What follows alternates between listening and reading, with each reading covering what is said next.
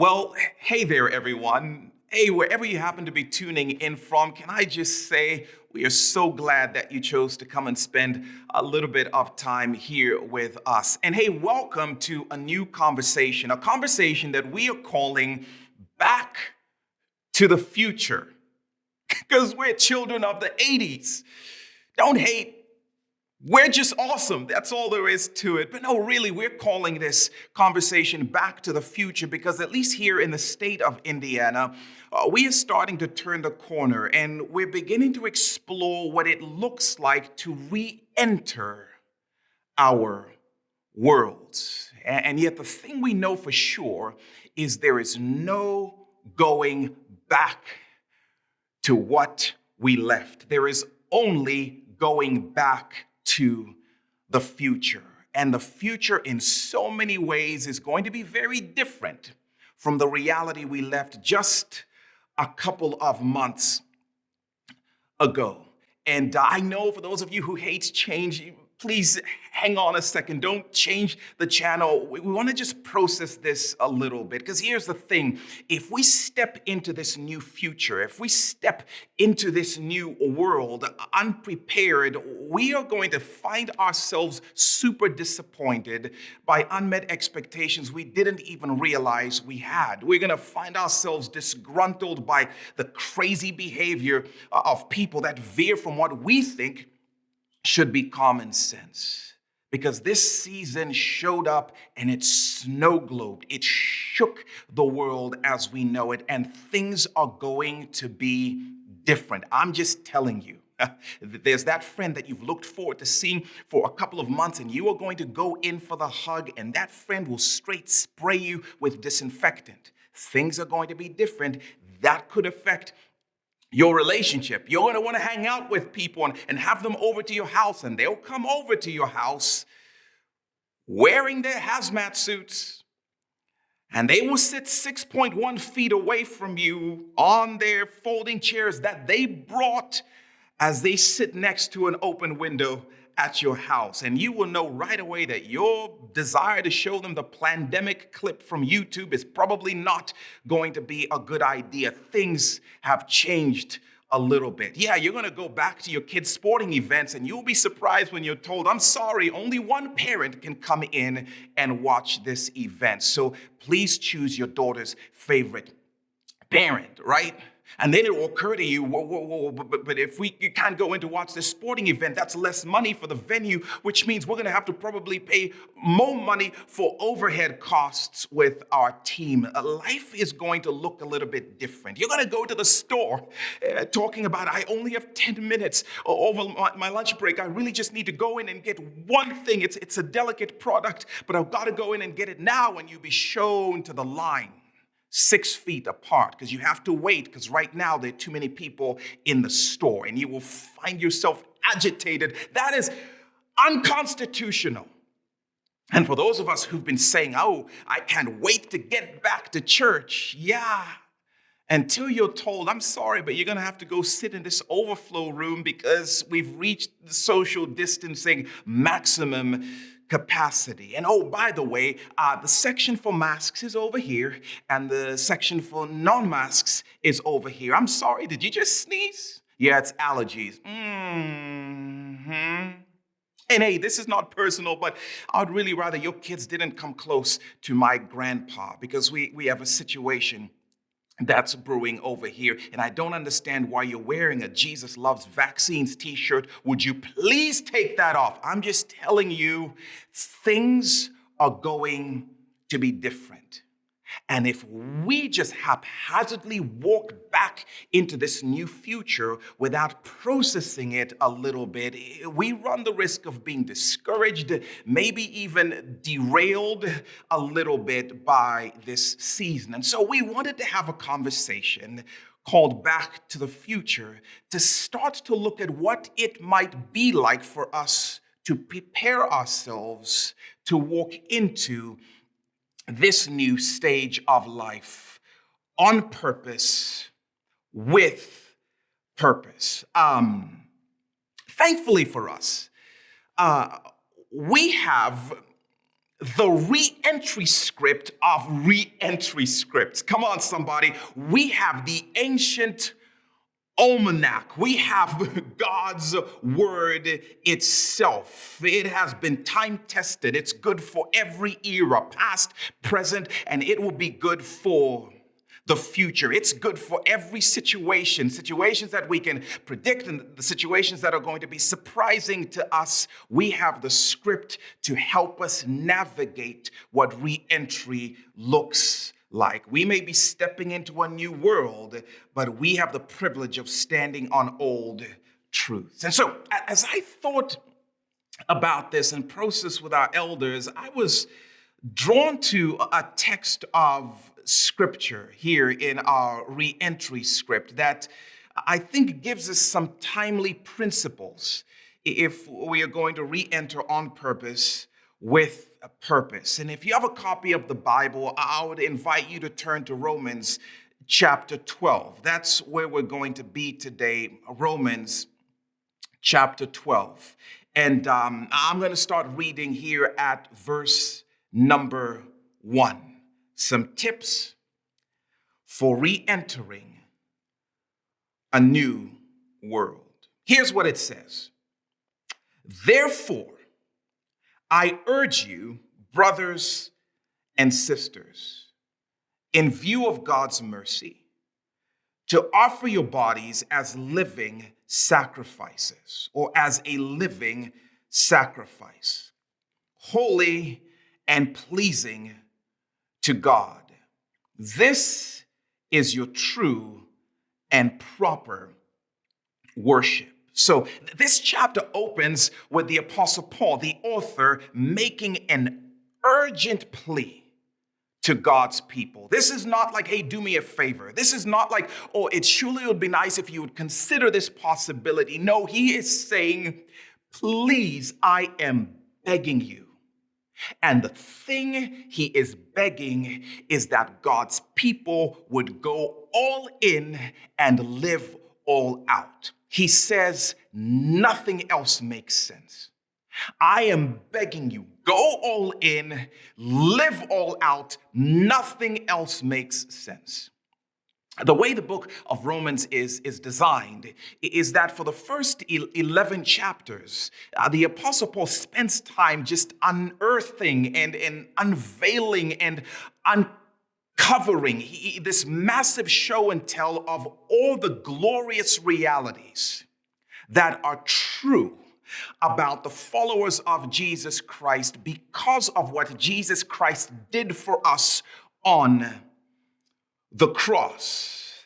And when he gets to chapter 12, he kind of turns the corner and he says, if all this is true about you, there is only one proper response. There is only one thing that makes sense, and I'm begging you to choose it. In view of God's mercy, go all in and live all out for the one who went all out for you. You've received mercy, now live like it. You've been freely forgiven. That's mercy. Every sin you have ever committed has been nailed to the cross. That's mercy. Every mistake and mess you ever made, every crime you've ever committed against the empire of heaven has been nullified. You've been declared not guilty. That is mercy. And Paul would say, now live like it. You've been freed from bondage. That's mercy. Now live like it. Every chain that held you back, keeping you from running into everything that you've been designed to be, has been snapped like a pea. It's been crushed on account of Jesus Christ getting up from the grave. Live like it. Every addiction that used to hold you no longer has power over you unless you give it back. You've been set free, he would say. Now live like it. You've been friended by God, because I don't know if you knew, but the wages of your sin is death. God should have crushed you, but instead he crushed his son on the cross so he can be friends with you. That is mercy. And Paul would say, I beg you, live like it. Your future is situated. I don't know if you knew this, but your eternal forwarding address is already established forever and ever and ever. Heaven is your eternal home. Can you think of a greater security than that? That's mercy. And Paul would say, I am begging you, there is only one thing that makes sense. Live all out. Go all in. If you've received that much mercy, only one response makes sense. No guilt, no chains. God is your friend. Your eternity is secure. Live like it. Live like it. I don't know how you're living your life right now, but I can tell you that if you're not going all in and living all out, then you are missing what mercy has freed and enabled you to do. If you are not living all out, then I'm telling you, you are wasting some serious holy horsepower. And frankly, you're living a life that doesn't make much sense. Because Paul says the only proper response is to live all out. And here's the thing, right? As the doors to the future open, listen, church, there is only one way for us to walk into this new reality. Going all in and living all out. I'm done with timid. I'm done with tame. Watch out, devil. I'm coming out. All out. Right? I'm not waiting to see what permission the future gives me to decide what I'm going to do. Mercy has given me all the authorization I need, so I am going all in and I am living all out. Paul says, you've received mercy, live like it. And what this new future is going to require of us is that kind of resolve. Okay. What does that look like, though? And I'm glad you asked, because, man, somebody might hear that and they'll be like, yeah, I'm going all out, man. Burn the masks. Burn them all. And somebody else will hear that and be like, that's right, man. I'm going to live all out. Like, I'm going to figure out, how do I plan a citywide drive-in showing of Plandemic? And slow down, Tiger King. Paul actually gives us a picture of what it looks like to go all in and to live all out. And we want to spend the next few weeks studying this script that will help us as we re-enter. But for today, I just want to highlight 2 re-entry tips, if you have time. Here's what Paul says in verse 2. Do not conform to the pattern of this world, but be transformed by the renewing of your mind. Then you'll be able to test and approve what it looks like to live all out. Then you'll be able to test and approve what God's will is.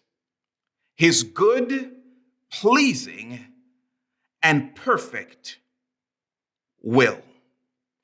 You want to know what it looks like to live all out in a way that makes sense. Paul says, first thing, quit your plagiarizing. What? Focus on your own work and quit being a copycat. You want to live all out in light of mercy, and one of the first things Paul says is quit your plagiarizing. Isn't that an odd thing to say? I think so. but a powerful thing that I've been personally challenged by and something that I want to grow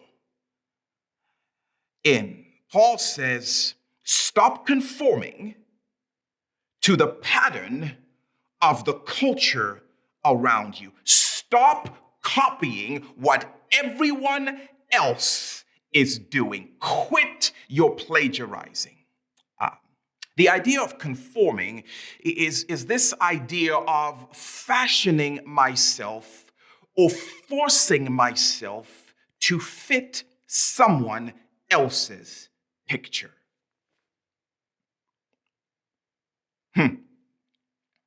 It's that thing I do when I wait to decide what to be or what to do based on a pattern that I see. And Paul would suggest, by the way, that every culture has its patterns. Every culture has these often unspoken pressures that tell us this is the way things are. I mean, you want to fit in, this is just the way we do things. This is the way things are done. And if we're going to go all in, if we're going to live all out in this new future, Paul would say, stop it. Quit your plagiarizing. Stop fashioning yourselves. Stop forcing yourselves to fit into a prescribed picture painted by the culture around you. Stop trying to fit into the picture on the brochure of your culture. Quit plagiarizing. Because back in the BC days, before COVID, that is, I think without thinking about it, many of us forced ourselves to fit into someone else's picture of what to be or what to do. Many of us were living someone else's pattern on someone else's path, pressured into someone else's preferences. And I think we did it so much, it didn't even feel foreign to us anymore. Can I meddle a little bit? That's why some of us went to college. We didn't even pause long enough to ask, can I afford it? Do I want to spend the next 30 years of my life paying this thing off? Can I even stay awake in class? No. The brochure said this is what's supposed to come next, and so we did it. It's one of the reasons I don't ask high school seniors where they're going to college. I mean, just be single for a minute. And you're going to start to see the pressure that I'm talking about, the pressure that many of us have given into. Because, whoa, you know what's supposed to come next, right? Have you met a cute somebody? Because that's what you're supposed to do next, you know. And some of us have gotten into relationships not because that's the picture for us, but because that's what pressure says that we ought to do next. Stop plagiarizing. Stop borrowing somebody else's picture. And for some of us, that is why we're in the careers that we are in, because my dad and his dad before him, I've never paused long enough to ask, is this even me? And then the pressures continue because now I'm trying to make a certain amount of money so I can buy that house because that's what comes next, and have that picket fence because that's what's on the brochure, you know, and then start to save up for retirement because that's where everybody's story is supposed to go. I'm like, retirement? Who said? What do you mean, who said? That's what's supposed to come next. I hear this at my house. Everyone has Snapchat. It's what's supposed to happen in this culture, I'll have you know. And everyone has shiplap. It's just what's supposed to happen in our homes. And before you know it, by the way, every dude is wearing skinny jeans. And every lady is wearing yoga pants. And by the way, if we loved each other enough, we would pull each other aside and say, girl, please don't plagiarize those pants ever again. And grandpa, ixnay on the NEJ, skin J's, whatever you say in pig Latin. Somebody write it in the comments so I can say it right next time. And before long, we even stop asking the question, do I like black and white in my house? No, but JoJo Gaines, she fixed her up at her house. And this is just the way houses apparently are supposed to look these days. And then what happens? Eventually, we start to plagiarize morality. Like, since when did that relationship become okay? Well, it's just the way it is. Dad, stay with the times. Paul would say, if you are going to step into this new future with purpose, on purpose, if you're going to step into this new future in light of mercy, if you're going to go all in and live all out, quit plagiarizing. Stop being copycats. Crush the cookie cutter. Stop caving to the picture on the culture's brochure. Stop caving to what Snapchat says. Stop caving to what Pinterest says a cool mom is supposed to be. Quit your plagiarizing, because you cannot start to be who you are until you quit being who you are not. And for some of us in the season before this season, we just went with it. And Paul would say it is time to break up with a pattern of plagiarizing. And I think God has given us an unusual window. And if some of us pay enough attention, we'll realize that as I've evaluated my life, I've seen things maybe for the first time that I just realized this is not me. I don't like this. I actually don't enjoy that. That actually doesn't bring me life at all. And you have an opportunity that you may not get again like this in your lifetime to say, from this point forward, I am done plagiarizing. I am done living up to somebody else's picture. I am done trying to fashion myself into somebody else's pattern. And for some of you, I'm telling you, there's going to be an awakening where you find the courage to say, I can't go back to my job. I realize how delicate the economic situation is right now, but for some of you, you will know it. I cannot go back to this job. I have done it in order to make my grandfather smile, and he's not even around anymore. I refuse to keep plagiarizing somebody else's life. Where somebody may come out of this and say, man, I've just felt the need to always be in a relationship because I felt like that's the thing to do and that's what gives me status. And you may come out of this season and say, I'm done plagiarizing what someone else says I should be. And as a church, I pray that we will come out of this and we will decide we cannot be who we've been called to be until we stop being what other churches have been called to be. And we will not do that thing just because, well, that's what church is supposed to do. Paul would say, quit plagiarizing. You want to know what it looks like to live all out. Paul would say, stop plagiarizing. In what ways? And maybe you can talk about this in your interactive groups, but in what ways have you been taking your cues from culture and maybe feeling pressure to live up to the picture on the brochure? Quit plagiarizing.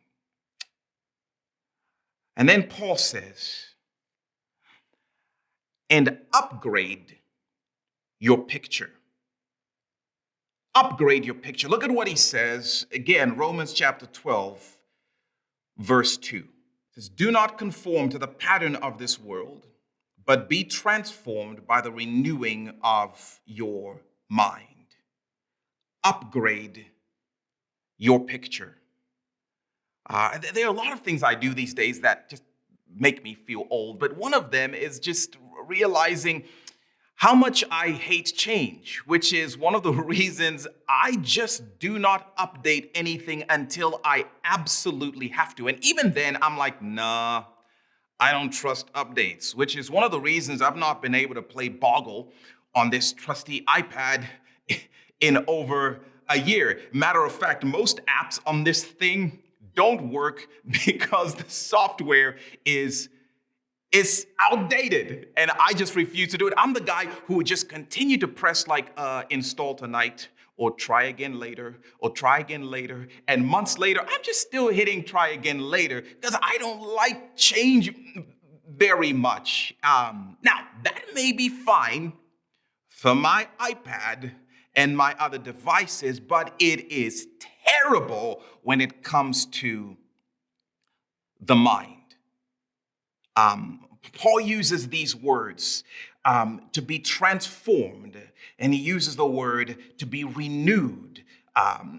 The words transforming or renewing are very similar, and they mean to update or to upgrade to a better version of something. See what Paul is doing here? He's saying, hey, quit worrying about plagiarizing their process and worry about upgrading your picture. Renew your thinking. And what I mean by this is, we've spent so much time looking at the brochure of culture and social media to decide what to do. And Paul would say, if you're a follower of Jesus, listen, that picture is outdated. It is not in keeping with your software. It doesn't work anymore. And if you continue to try to make it fit or to make it work, you're going to find yourself lagging. You're going to find yourself glitching. You're going to find yourself not quite living up to the potential that you have spiritually. Upgrade the picture. And what Paul is saying is upgrade the picture and put mercy in the frame. Hold your thoughts up against mercy. Hold your thoughts up against what Jesus has done for you in the cross. Come on, that means as we step into this new future, we've got to upgrade our thinking. And if mercy has set me free, then I'm going to have to rethink the things in my life that I do simply because I feel obligated to do them, simply because I feel pressured into doing them. That is not compatible with the freedom upgrade in my system. I'm going to have to stay away from places where I tend to get stuck because mercy has set me free. I'm not going to go out on that date simply because I feel bad for him. What kind of pressure nonsense is that? That is not compatible with my upgrade. I'm not going through with it simply because we've booked the venue. That is no reason for me to continue in this marriage path that I've just not felt peace about. I've been set free, and I'm going to start making decisions, holding my choices up against mercy. I'm not going back to a schedule that has us running around and feeling like we are slaves to the calendar. That doesn't keep well with the freedom that mercy has brought for me. Put mercy in the frame. And if mercy has forgiven me, then I'm going to want to think, how does his forgiveness influence the way that I live in this new future? I'm going to hold on to a grudge for something that you said to me 3 months ago. Come on, that is not in keeping with the new software that I've received on account of the cross. Put mercy in the frame. I'm going to hold you at arm's length, and I'm going to start to rail against you on social media because I disagree with your crazy views after I've experienced the forgiveness of Jesus. That doesn't fit in this frame. If I'm going to go all in, And I'm going to go all out. I've got to put mercy in the frame. And if I've been forgiven, then I'm going to step into this new season of learning what it looks like to let things go. And if mercy has secured my forever future, my eternal forwarding address, hang on a second, I'm going to step back into this life and live for retirement. I have an eternal beach awaiting me. I have too much work to do on account of what God has called me to. And who decided Florida anyway? But whatever, that's beside the point. I want to rethink my decisions with mercy in the frame. I'm coming out and I'm going to live radically, not captive to fear. If I really know where I'm going and what my eternity is, then I'm going to live with a little less fear. And if mercy tells me that God has friended me, then I want that to influence the way I think about the people around me. If he's called my sinful self friend, then I'm not going to beef with you over ridiculous things.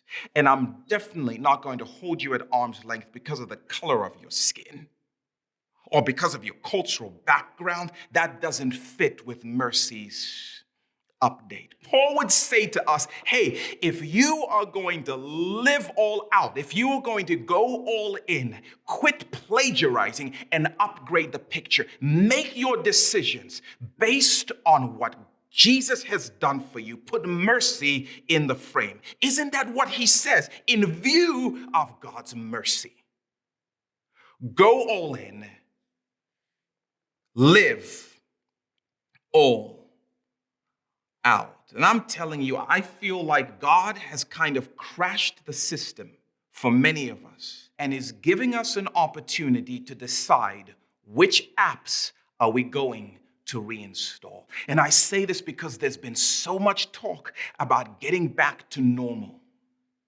And Paul would say to us, I am begging you, redefine normal in light of the mercy of God in the person and work of Jesus Christ. Redefine normal. Before you run back to it, ask the question, does this fit with freedom? Does this fit with the forgiveness that I've received? Does this fit in light of the fact that my eternity is secure? Does this fit in light of the fact that I am a friend of the living God? Please do not rush back to normal. Ask the question, is this really something that I want to go back to? And am I going back to it because it keeps with mercy? Or am I going back to it because it's what we've always done? And there's the pressure and the expectation and we're supposed to. We have an opportunity that I'm telling you we will probably not get again in our lifetimes. And Paul would beg us, make the most of it. Do not rush back to things as they were. Go back to a future that is framed by mercy and framed by an upgraded picture. We're going to continue to wrestle through what some of this looks like. And let me just tell you, if you think you know where this conversation is going, you don't. But I'd invite you to tune back in next time as we continue to wrestle through what it looks like to go back to the future. I'm going to say a quick word of prayer, and then I would invite you to gather with some folks and have this conversation honestly, and maybe even ask other people, what things in my life do you see that I'm doing out of obligation, or I'm doing because everybody else does them? Because I want to be very careful what things I go back to. So, Father, I pray you would give us wisdom, and I pray you would give us uncharacteristic courage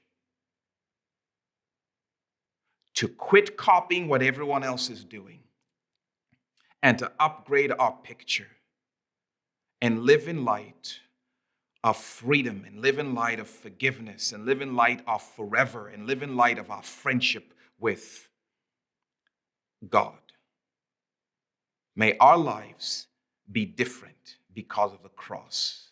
And may our world be different because of the cross. And may the church become the picture that the world is looking at, just as Jesus desired it to be. It's in his name that we pray.